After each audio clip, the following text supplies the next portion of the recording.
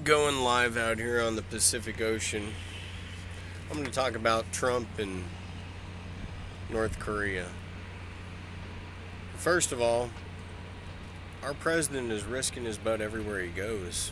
Whether he went to Saudi Arabia surrounded by a whole bunch of people with their swords out, or whether he's going to Japan or whether he's going to South Korea, he's going to areas where there is a lot of fear. And there's a lot of fear because of the impending war, and there's somebody out there that's playing with nuclear power. So he's addressing it. But I will say something for the man. He's risking his life doing it. He's going out there pretty much alone. And he's doing that for the United States of America. And that's admirable.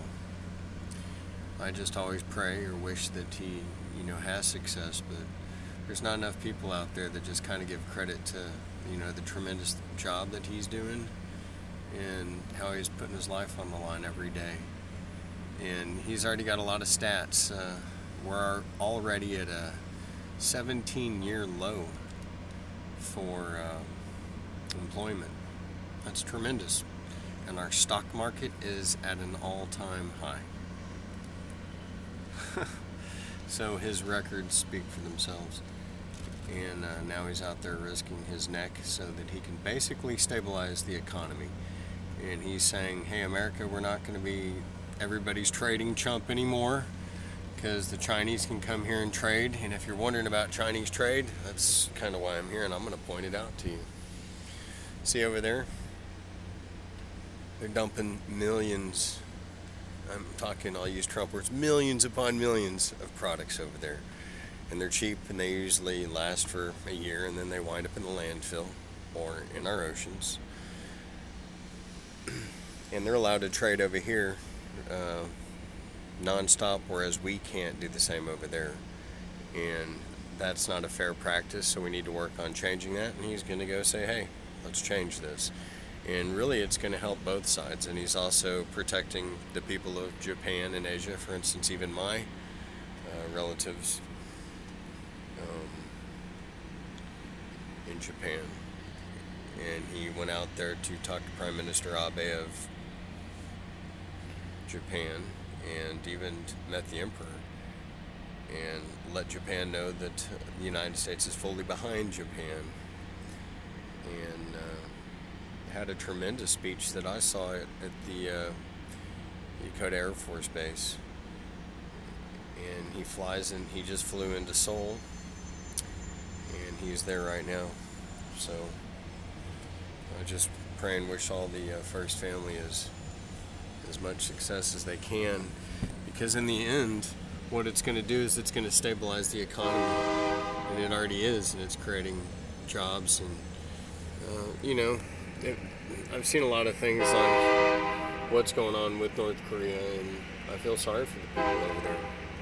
But again, the trade, it's amazing how Korea, China, Vietnam, they're dumping off cars by the millions over here. And this is Terminal Island in California. But yet we're not able to do the same over there. And is that fair? Well, the answer is no, it's not. And so if we have more of an equal trade going back between us and them, I think that's going to work out better for everybody. And there seems to be some little item or element of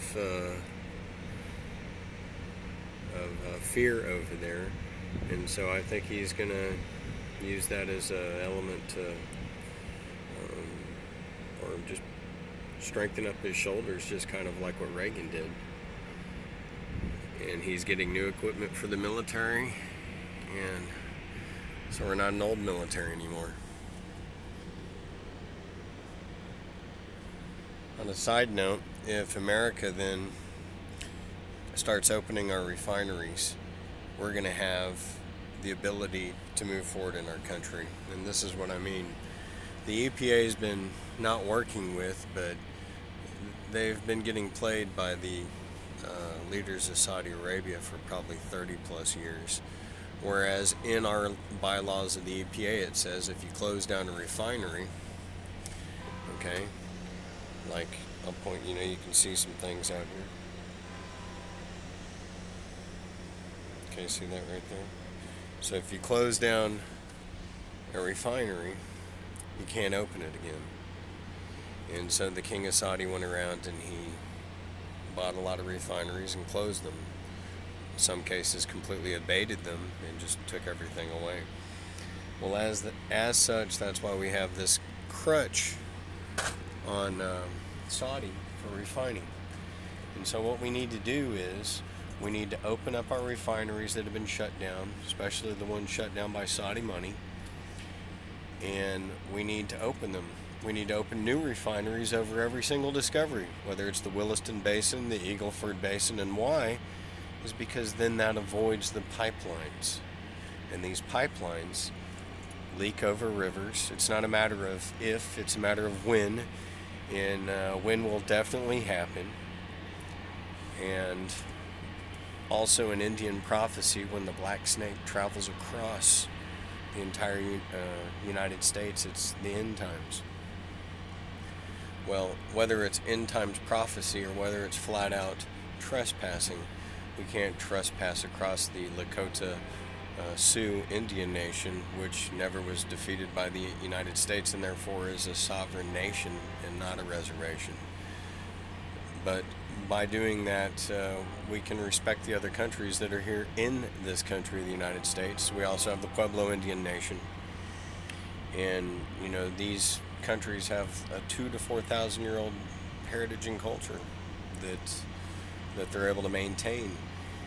And we don't need a new country of 240 some odd years disseminating the oldest heritage here in our nation.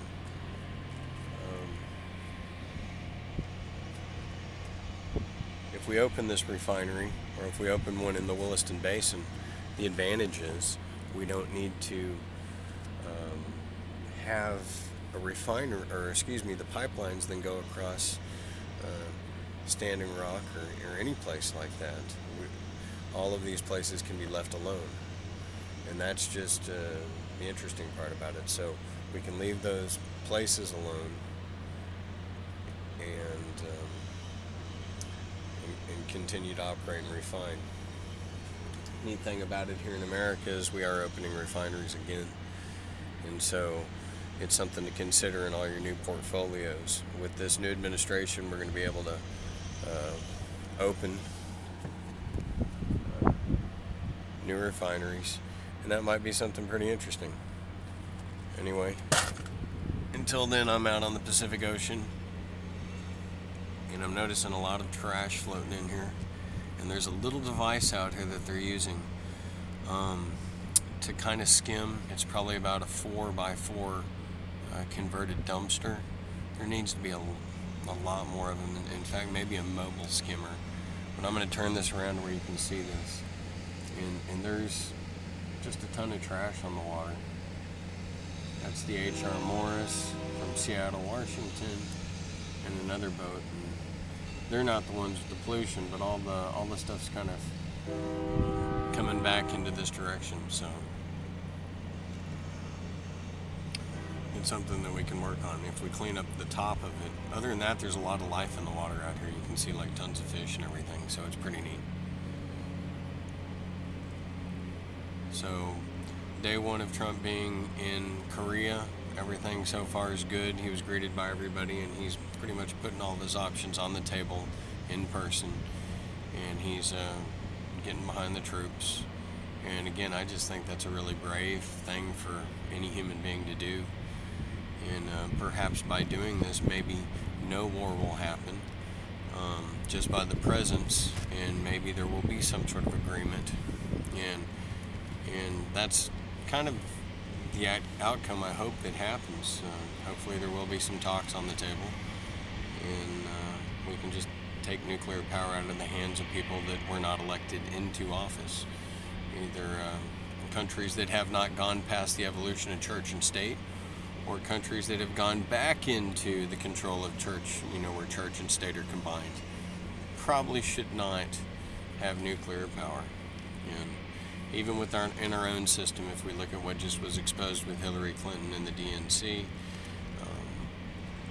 You know, they obviously were caught red-handed paying the Russians, and more importantly, taking money after giving our uranium to the Russians, which is material that they need to make nuclear weapons, which are now pointed at you and me.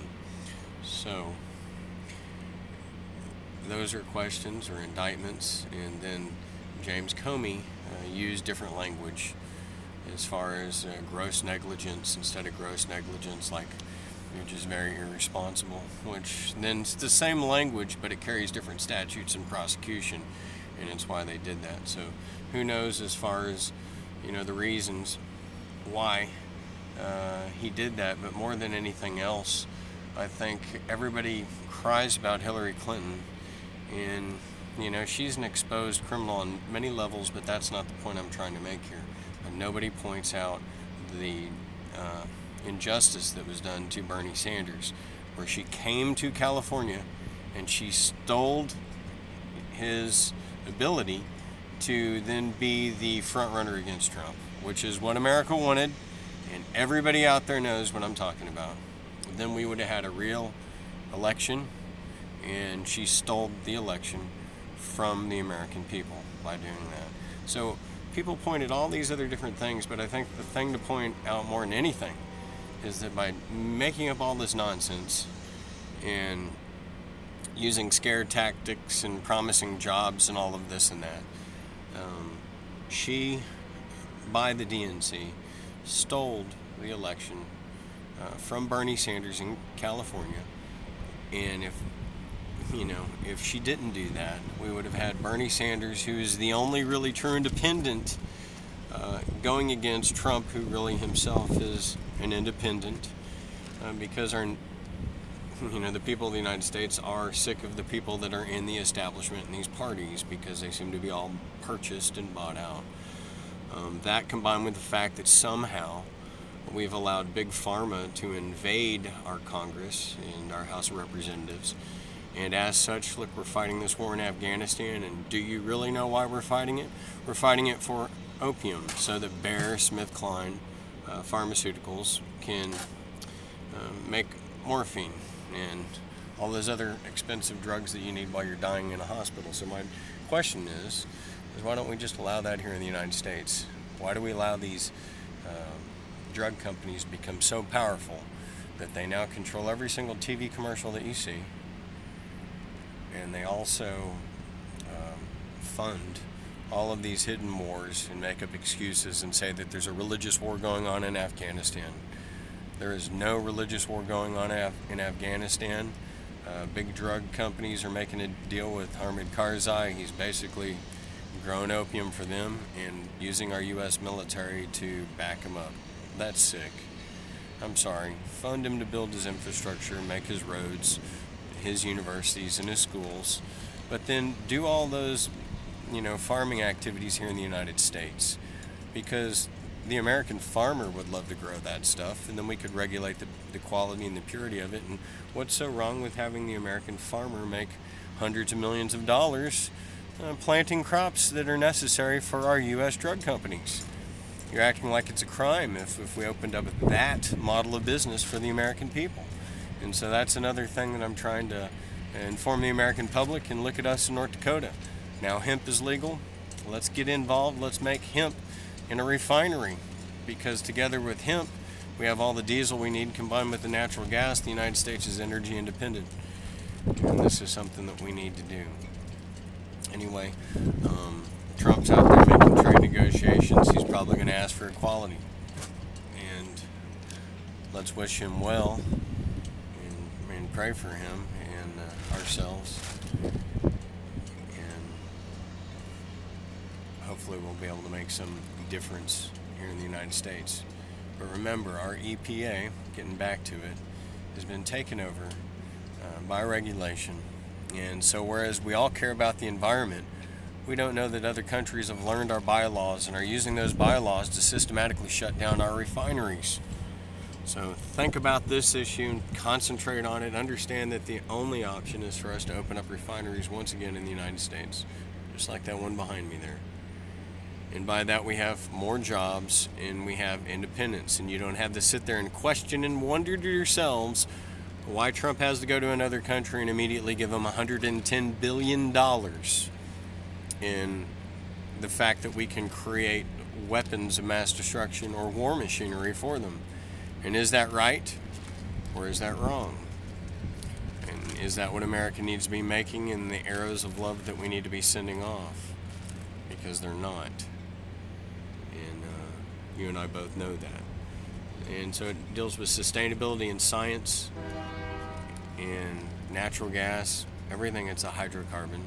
And as you can see, floating on the ocean, here I am, and that's H2O, and there's a lot of hydrogen right there. So together with modern sciences, we'll be able to use the sun, solar panels, combine them with RF, FM transmitters, and turn it into fire, thus creating a new type of steam locomotion that is perpetual. And humans will be able to get around on it, survive on it, even move locomotives, which, just like the one behind me, years ago they were powered by the steam. Well, this is kind of like a steam power, but instead of using steam as the combustion, we're using the hydrogen that's attached to the oxygen molecule that creates water. See, water is 87.5% oxygen and is 12.5% hydrogen. That hydrogen's explosive, but it's a cold explosion. It doesn't have a lot of heat because it's one electron, one proton, but it does have an explosion.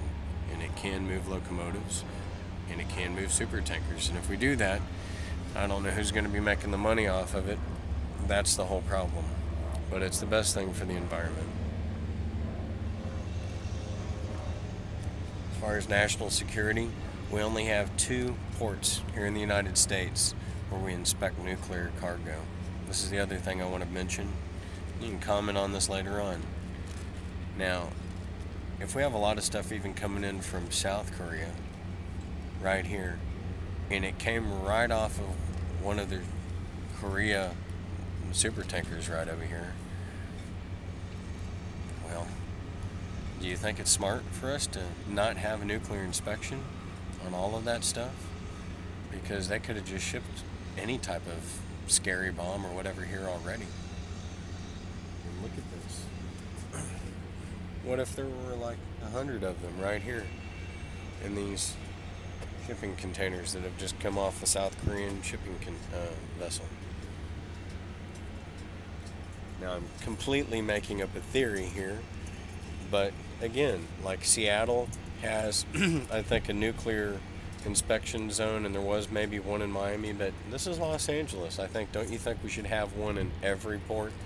So that as the boats come in, we can make sure there's no radioactive elements on there that could perhaps do some danger to the United States of America. And you know, we talk about intercontinental ballistic missiles, but let's talk about shipping containers and inspecting shipping containers, and then maybe doing aerial flybys of radioactive elements that could be in shipping containers, because we've left that exposed in the United States for way too long. And if I'm thinking about this and they're shipping stuff like this here, then obviously other people have thought about this too. We have a refinery thing going on, and it's going on in several states right now. If you want to learn more about that, go to sustainableangels.com or go to thebarnettshale.com and check out the information. If you need information on water and how to get water to your community, let's say even if you're in the desert, look at airtowater.info.